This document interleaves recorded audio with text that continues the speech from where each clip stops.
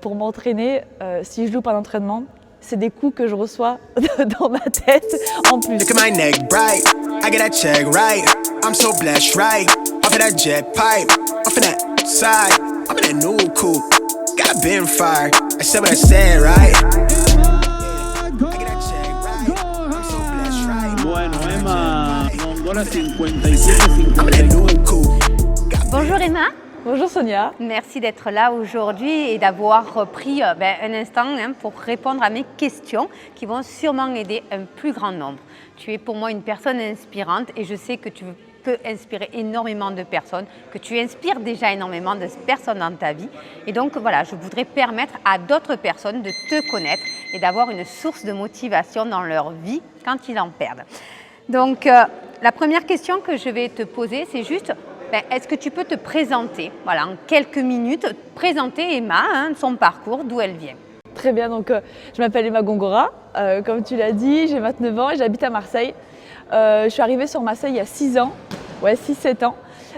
Et du coup, en fait, j'ai voulu sur Marseille dans le milieu du sport et plus précisément dans le milieu de la boxe, du sport de combat. J'ai commencé donc les sports de combat avec le kickboxing, c'est un sport pied-point.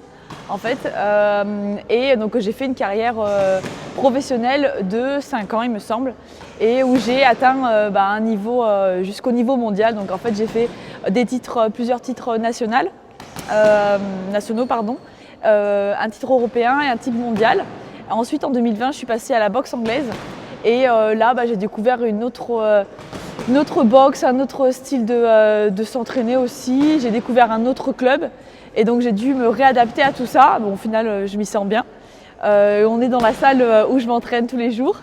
Et donc là, après un an en 2020 où il ne s'est pas vraiment passé grand-chose, en 2021, je combats pour le titre national en boxe anglaise. En avril 2022, je combats pour un titre international. Donc en fait, tout s'enchaîne. Et voilà, donc là, j'aimerais aller à mon objectif prochain. Ce serait un titre européen. Voilà, sinon qu'est-ce que je peux dire d'autre? Je suis coach sportive en auto-entreprise, je suis à mon compte, j'ai créé également une marque de fourniture de bandages en fait dans le milieu de la boxe. On a des bandages pro et en fait j'équipe les cutman, les soigneurs autant que les combattants. Donc voilà, je pense que je resterai après ma boxe, peut-être qu'on en parlera, mais dans le milieu du sport, ça c'est sûr, et dans le milieu de la boxe aussi, ouais. Donc voilà. Tu as 29 ans, tu le disais tout à l'heure, tu as déjà un parcours juste exceptionnel. Tu es déjà championne de France, championne d'Europe, championne du monde en kickboxing.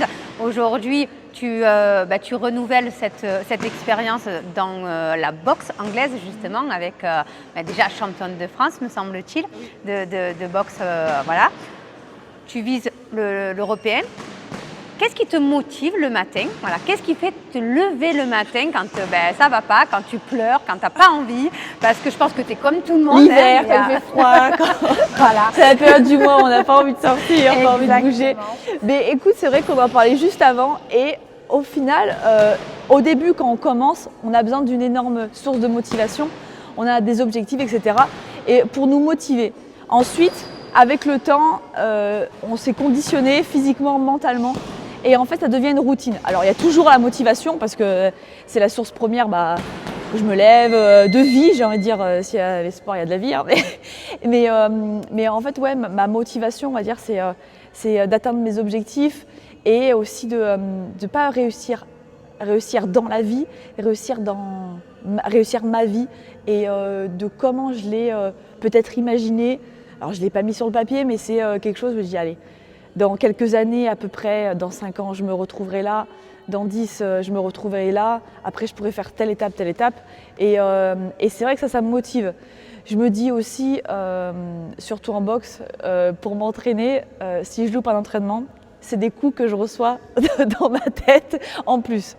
Donc, ça va être la gagne qui va me motiver, je pense. Au final, il y a des sports où peut-être on peut participer. L'important, c'est de participer. Un cross, j'ai fait de l'athlétisme avant. On est plusieurs sur la piste, on participe, on fait le meilleur.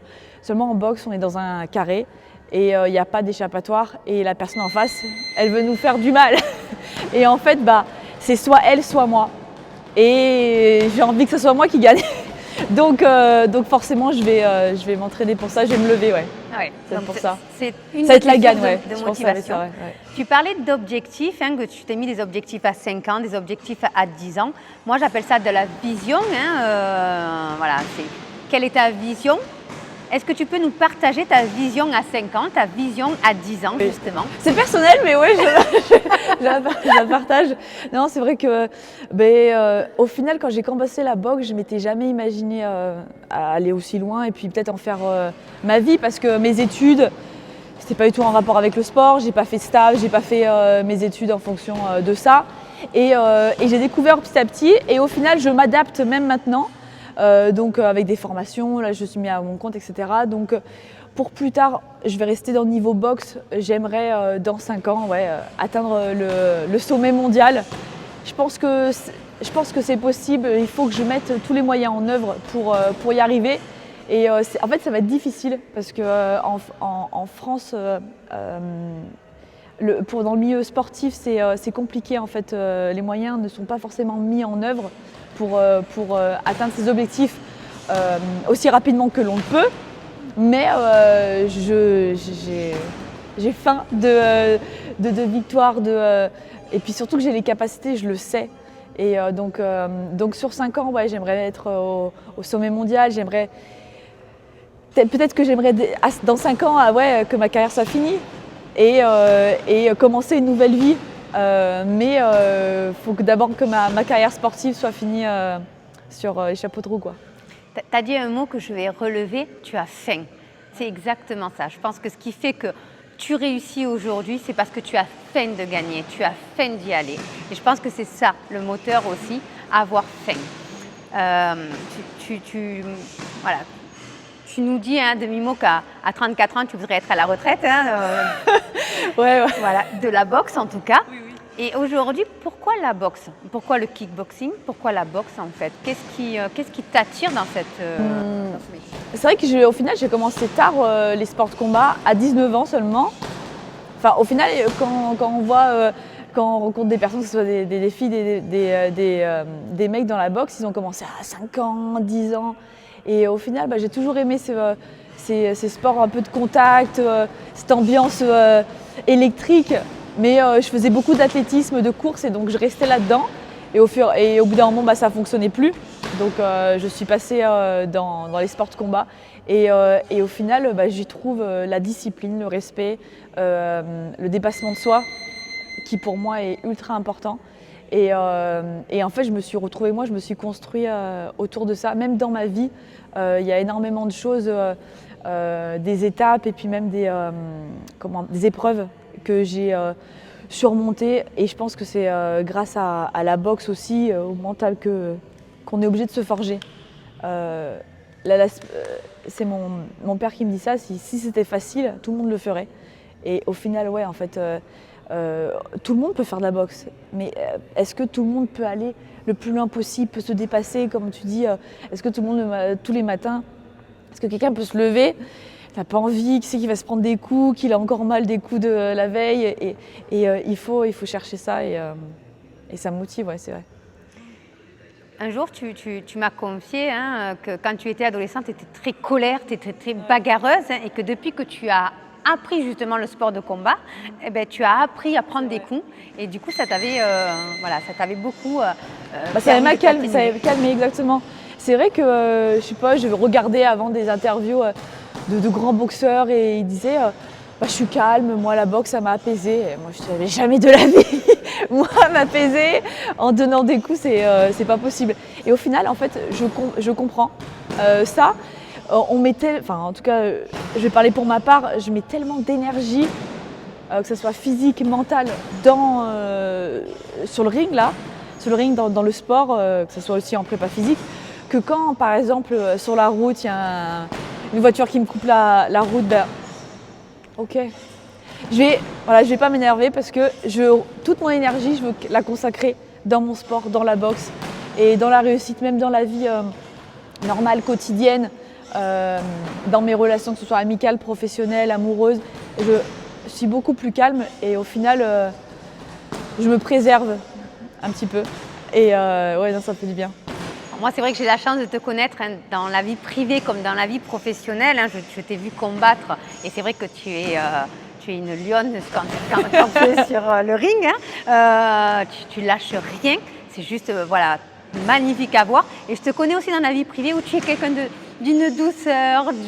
Voilà, j'ai eu la chance d'être accompagnée par toi pendant des mois dans un coaching privé où tu as réussi à me faire aimer le sport, à me faire aimer le dépassement de moi-même, justement d'aller chercher des ressources. Aujourd'hui, si j'ai un corps de rêve, c'est grâce à elle aussi. Donc, merci. Voilà. Aujourd'hui, forcément, tu as des freins.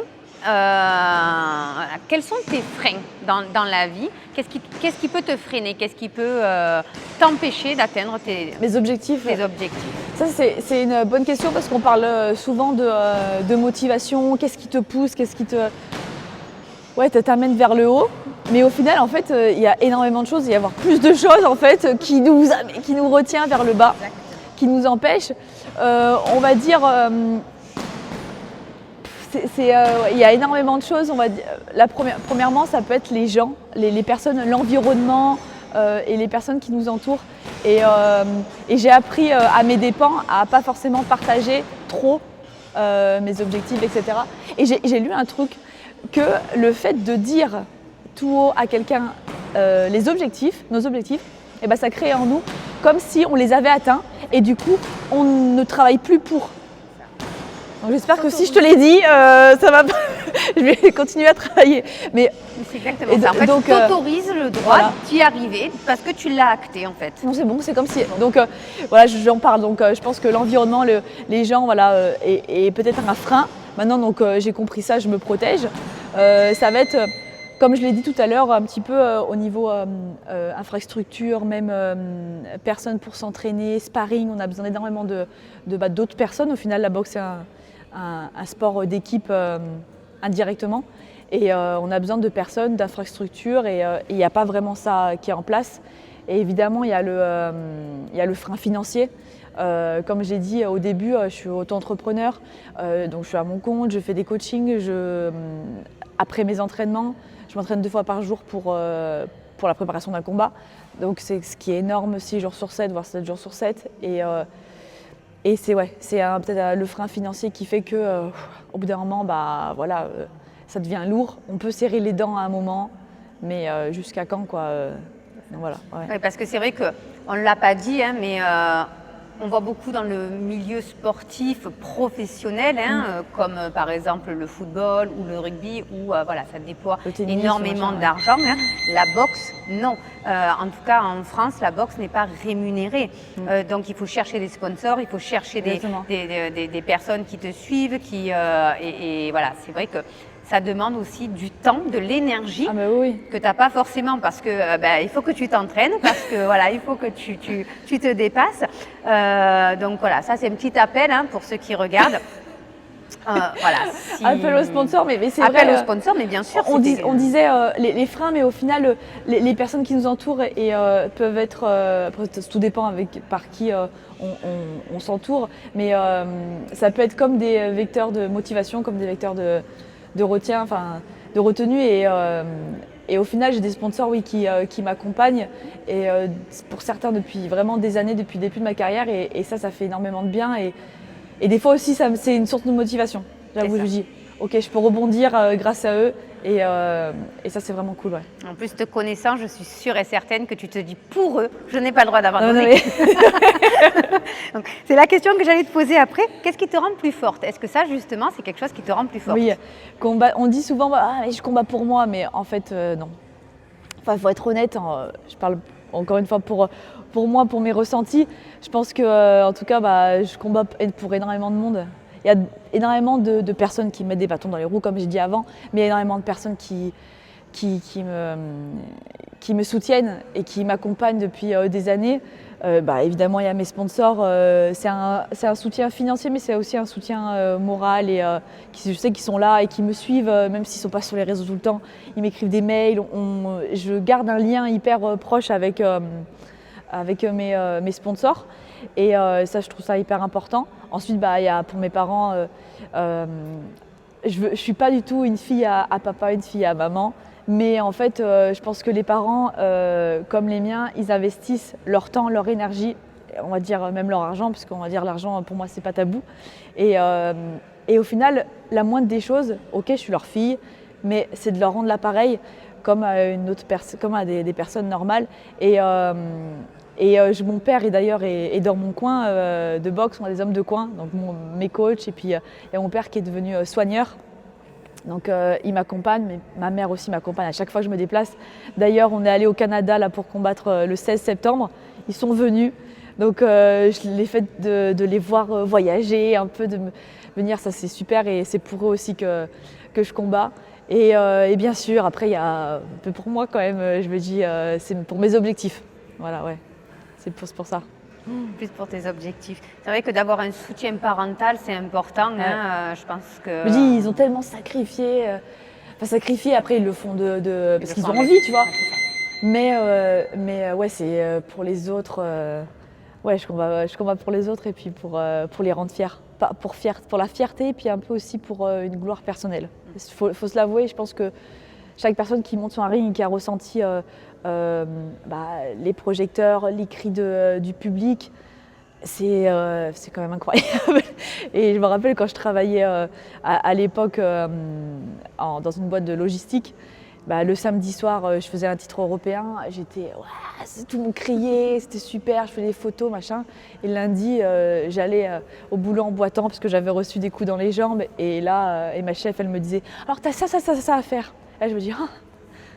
Samedi, j'étais en haut de l'affiche et là, je suis derrière un bureau à recevoir les ordres. Et donc, c'est compliqué ça aussi à gérer. Mais bon. C'est vrai que ça, au niveau du mindset, ça doit être… Faut se forger une petite carapace de protection, quoi. Justement, est-ce que tu peux justement en parler, hein, comment tu fais pour passer d'un état hyper haut de gloire, justement, où tout le monde t'acclame, où tu es l'idole de tous, à je redescends au niveau d'employé, justement. Comment tu arrives à gérer ça psychologiquement, hein, quel est ton état d'esprit à ce moment-là, justement? Pour revenir à l'époque où j'étais employée, quand en fait j'ai atteint le titre européen, je me suis dit ça ne peut plus continuer comme ça. Je ne veux plus ça. Et je voulais atteindre le niveau mondial, et je savais que les filles dans le monde, à ce niveau-là, elles travaillaient pas. Elles investissaient, elles faisaient tirer un petit peu de coaching, des sponsors, des machins, pour se libérer un maximum de temps pour faire la boxe, pour s'entraîner. Donc j'ai décidé, j'ai pris un risque, un énorme risque. Je devais signer un CDI et je leur ai dit hop, je veux pas. Je suis désolée, j'aimais bien mon travail, hein. Franchement, j'étais bien dedans. J'aimais ce que je faisais, mais il y avait quelque chose qui me poussait vers la sortie et plus vers le côté sportif. Donc je pense qu'il faut déjà gérer ses objectifs, les prioriser, et en fonction de ça, il y a une part de risque, je pense. Est-ce qu'il faut que j'aille, il faut peser le pour et le contre, et puis il faut sauter aussi. Je suis quelqu'un de réfléchi, mais une fois que j'ai pris ma décision, je ne tourne pas en rond 10 ans, et j'y vais. Et au final, même pour moi, je trouve, après le recul, peut-être que j'ai trop attendu, parce que j'ai 29 ans et je suis là encore en train de chercher. Bon, après, c'est comme ça, mais voilà, tu peux me rappeler… La question. Comment tu fais pour gérer tes Ah, up et tes putain, down? Pour gérer quoi? Tes moments up, donc tes moments où tu es en gloire, et tes moments justement Ok. où tu es… Oui, la différence, en fait, je pense qu'il faut se rappeler qui on est.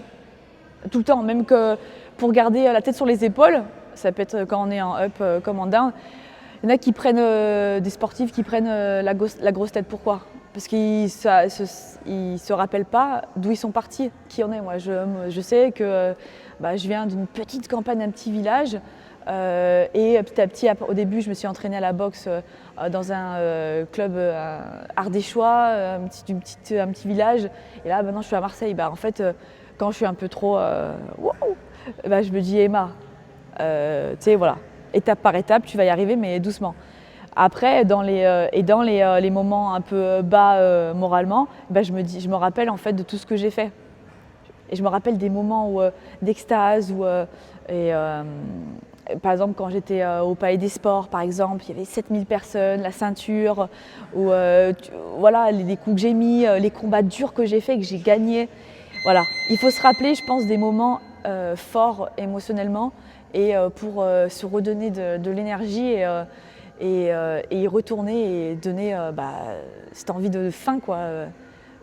Continuer, ouais. Je sais qu'une fois que tu m'avais confié, ton père te disait souvent tu n'as pas fait tout ça pour abandonner, tu n'as pas sacrifié tout ce que tu as sacrifié dans ta vie pour arrêter là. Ouais. Voilà. C'est vrai, je crois qu'il m'a dit ça sortie de confinement, parce que sortie de confinement, il y a... Après, comme tout le monde, hein, franchement, je pense que tout le monde s'est retrouvé dans un moment où on n'était pas très bien. On ne savait pas trop qu'est-ce qu'on allait faire de notre vie. Mais c'est vrai que j'avais sacrifié énormément de choses. Au final, même dans ma vie privée, il y a des choses qui se sont cassées, brisées, j'ai dû les reconstruire. Et je me dis, attends, j'ai pas fait ça pour rien. Enfin, il me dit ça et je m'en suis rendu compte au fur et à mesure. Et je pense que c'est ça, il faut que quelqu'un qui bouscule, qui remette les idées en place un petit peu. Et en fait, je suis telle personne, j'ai fait ça. Et maintenant, j'ai les capacités et je prends tous mes bagages et je monte, quoi. C'est ça. Ouais. Je souligne ça parce que souvent, on voit la réussite des personnes, on voit comment les gens réussissent, on voit comment les gens atteignent des sommets. On a l'impression que c'est facile, mais non, en fait. Tu le dis et tu le partages de façon très sereine. Tu as fait des sacrifices dans ta vie, tu as fait des choix dans ta vie et tu as pris des risques dans ta vie. Et c'est ça qui fait que tu réussis aujourd'hui, parce que tu es déterminé à réussir. Est-ce que tu as un mentor justement qui te pousse et qui te stimule ou pas d'ailleurs Un mentor, personne physique, enfin je veux dire personne. Ou pas. Non, en fait ça peut être, je sais pas. Exactement, ça peut être un dessin animé, ça peut être ce que tu veux en fait, quelque chose. Justement, un mentor qui te pousse. J'ai pas un mentor qui me dit par exemple préparation mentale, etc. J'ai pas. Mais on va dire que j'ai parlé souvent de mes parents, etc. Ils ont une place importante pour moi parce qu'ils m'ont fait avoir aussi ce caractère de je lâche rien. C'est pas facile dans la vie, mais c'est pas facile pour toi, mais tu vas te battre en fait. Et des personnes pour qui, tant mieux, pas tout leur réussit, mais je veux dire, c'est un peu plus facile, et c'est comme ça. Et il y a des personnes, et je pense que j'en fais partie, qui doivent se battre tout le temps, continuellement. Et j'aime ça, me battre.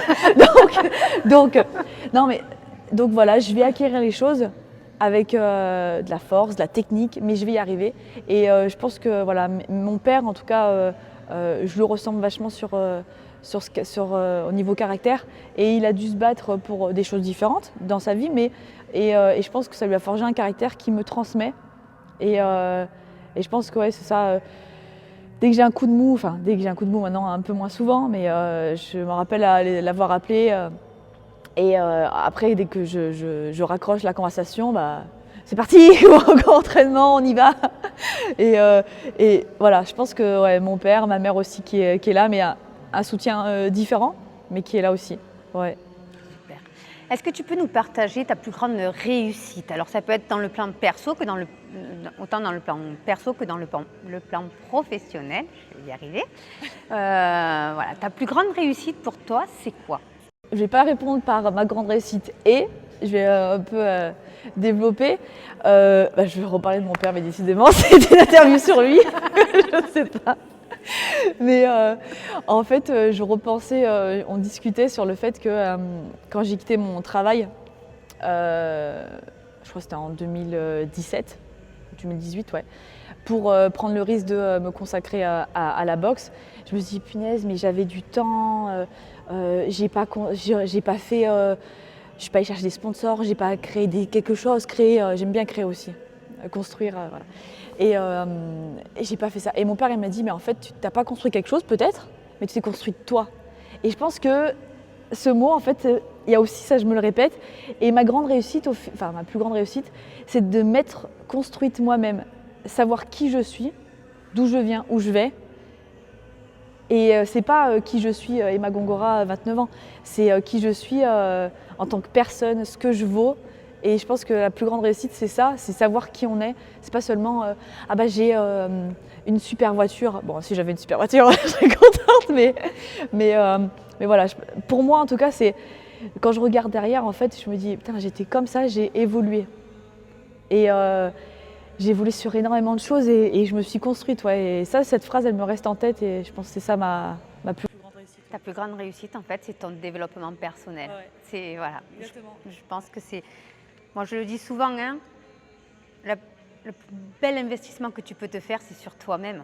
Et en fait, quand tu investis sur toi et que tu crois en toi et que justement tu peux te dépasser, ben, voilà, là tu peux le partager et merci de partager cet instant. Moi, ça m'a donné des frissons en tout cas.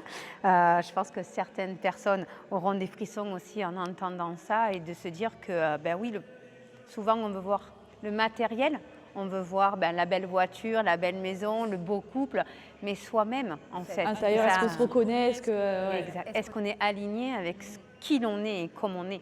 Et ça, vraiment, c'est voilà, les personnes qui réussissent ou les personnes qui ont un mindset de réussite ont souvent ce mindset-là de dire je me suis construit pour pouvoir y arriver en fait. Et c'est des fondations, après on ne peut pas construire un projet si nous-mêmes en tant que fondation on n'est pas stable. C'est ça. Est-ce que tu peux nous partager ton plus gros échec dans ta vie? Qu'est-ce que tu considères comme un échec? Est-ce que tu en as déjà à 29 ans? Tu en as peut-être peut-être, mais mon plus gros... Et ben, peut-être que ça va être au final, ça va être lié avec ce que je t'ai dit juste avant. Peut-être que je me suis construite moi parce que j'avais peut-être des blessures, des cassures en moi et que j'ai pris peut-être trop de temps. Jamais trop pour investir sur soi-même, mais peut-être que je me suis consacrée à moi me forger une carapace au final parce que je suis quelqu'un qui se protège aussi pas mal et de par mon expérience passée. Et peut-être voilà, je me suis un petit peu moins ouvert aux gens. Alors c'est pas un échec, au fur et à mesure je me sociabilise de plus en plus. Non, je suis quelqu'un de très sociable. C'est très belle. C'est une très belle personne, je confirme. Mais je veux dire que peut-être que je me suis renfermée sur moi-même à un moment donné et que peut-être ça m'a fait perdre comment dire, j'ai pas pris la corde quand elle passait quoi et voilà, l'opportunité voilà. Et mais je me suis rendu compte que c'est un éternel recommencement et que c'est pas ce tour-là, ce sera un autre tour. Et puis aussi, si on ne l'attrape pas au bon moment, je suis quelqu'un de débrouillard, donc je vais faire en sorte de rattraper le coche plus tard. Donc ouais, c'est pas forcément un échec, c'est un petit regret, voilà. C'est ce que je ressens aussi, voilà. Je ressens pas d'échec. Voilà, je me dis, l'échec, pour moi, c'est l'échec, c'est-à-dire, ok, ça c'est raté. Pour moi, j'ai raté à ce moment-là, mais je vais essayer de le reconstruire. C'est ça, donc tu n'abandonnes pas. Voilà. Donc j'ai pas abandonné. Donc pour moi, ouais, échec, ça serait baisser les bras, jeter les gants et hop, partir. Donc c'est pour ça que j'arrive pas à en définir un exactement. Ouais. T'en as peut-être pas en fait, c'est juste ça. T'as peut-être pas d'échec dans ta vie jusqu'à maintenant, justement. Hein. T'as peut-être des remords, t'as peut-être des regrets, mais t'as peut-être pas d'échec en fait. Tu me connais, tu sais que moi j'ai toujours des phrases un petit peu bateau et pour moi il n'y a pas d'échec. L'échec, ça permet de réussir. Donc il faut plusieurs échecs pour réussir. Alors c'est sûr que si tu abandonnes, tu es dans l'échec. Et comme tu es une personne qui n'abandonne jamais, tu ne peux être que dans la réussite. Donc voilà. Est-ce que tu peux nous partager ta plus grande peur? Parce que je suppose que tu as des peurs aussi, hein, comme tout le monde. Hein. Oui. Non, ouais, enfin oui, au final, je pense que j'en ai pas mal. Et puis, comme je disais, ces carapaces, le fait que je m'entraîne dur, c'est pour éviter ces peurs-là, que j'arrive à ces peurs. Et je pense, je parlais de gloire, de moments de gagne, pourquoi les sources de motivation, en fait, pourquoi je fais ça. Et en fait, j'ai la peur de ne pas y arriver. Par exemple, j'ai peur de la défaite, mais quand je pense à cette peur, je me dis, je repense à tous les moments, je me suis entraînée tellement dur, c'est pas possible, c'est impossible.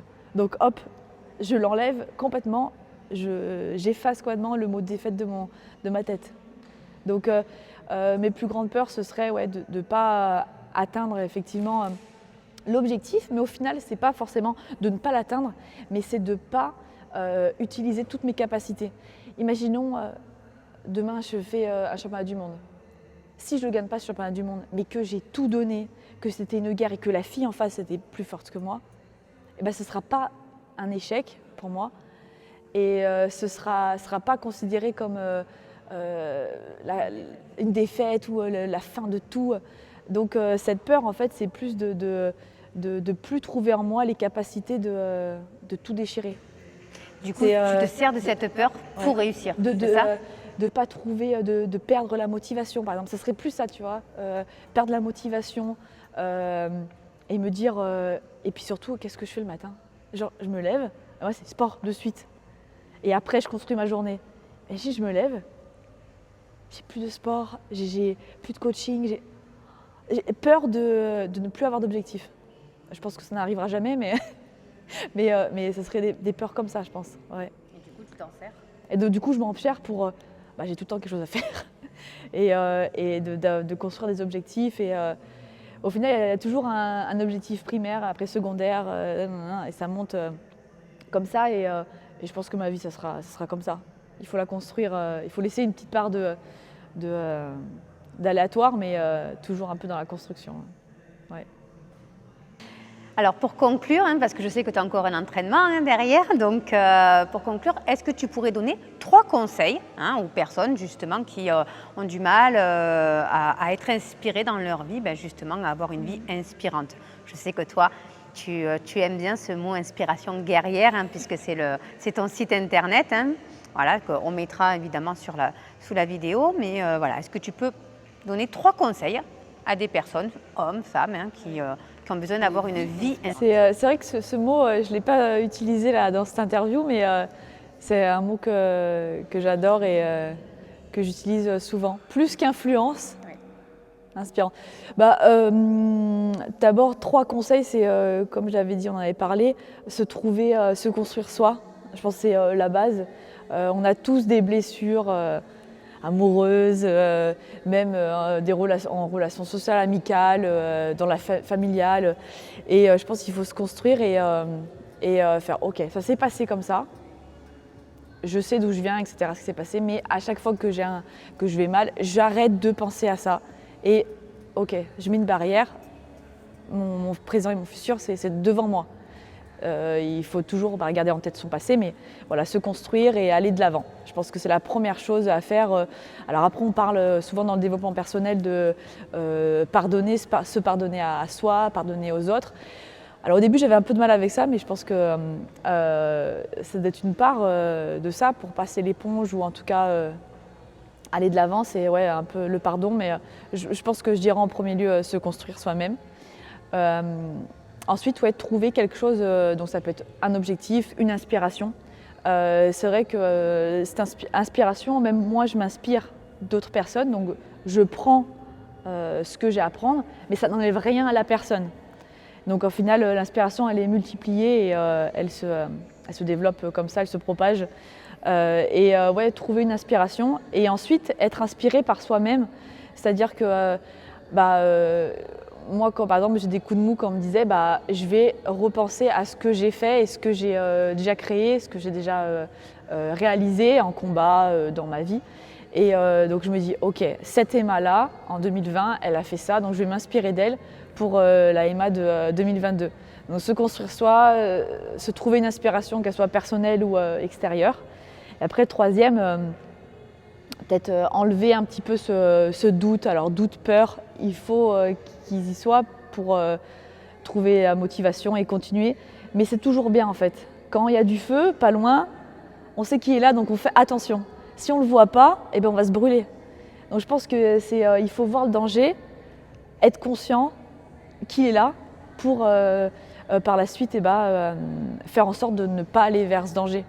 Et moi je pense que c'est ça. Je pense que je pense qu'au final c'est 3 trucs: se construire, trouver une inspiration et considérer les dangers qui nous entourent pour avancer. Ouais. Être réaliste de ce qui se passe, sans être freiné par ça que tu... Être conscient en fait de tout ce qui nous entoure, des bonnes choses comme des mauvaises. Voilà. Merci en tout cas Emma Gongora. Merci à toi Sonia. Merci à toi d'avoir pris ce temps aujourd'hui pour permettre à d'autres personnes d'être motivé, de se lever chaque matin avec une motivation. Si vous avez besoin, c'est Inspiration Guerrière. Il y a énormément En fait, sur ce site, j'ai fait quelques programmes sportifs donc qui sont disponibles en e-book et après satin avec des vidéos. J'ai aussi un peu de merchandising, des t-shirts et puis des choses qui tournent autour de la boxe, du fitness. Donc n'hésitez pas à aller faire un tour, c'est cool. Voilà. Merci Merci à toi, Emma. Merci beaucoup. Merci à vous et à très bientôt. Au revoir.